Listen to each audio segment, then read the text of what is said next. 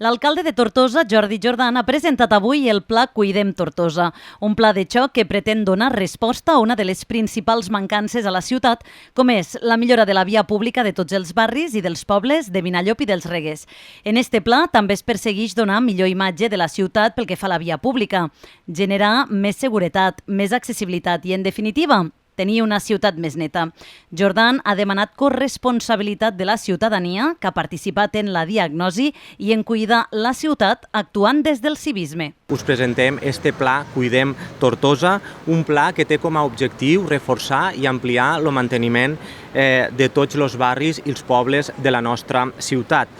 Durant aquests primers mesos de govern hem fet una diagnosi sobre quines són aquestes principals deficiències que ens han fet arribar la ciutadania, també les diferents associacions de veïns, i fruit d'aquest treball hem realitzat un pla en 180 actuacions distribuïdes pels diferents barris de la ciutat i també pels pobles de Vinallop i els Reguers, que són aquells que tenim competència directa en quant a via pública des de l'Ajuntament. Se tracta d'actuacions que tenen com a objectiu millorar, com us deia, la via pública a tots els barris i, per tant,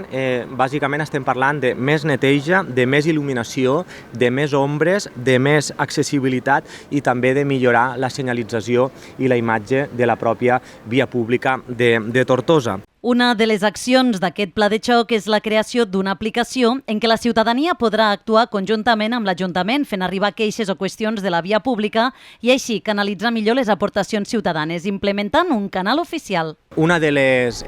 accions que hi ha dins d'aquest pla de xoc precisament és la creació d'una app on la ciutadania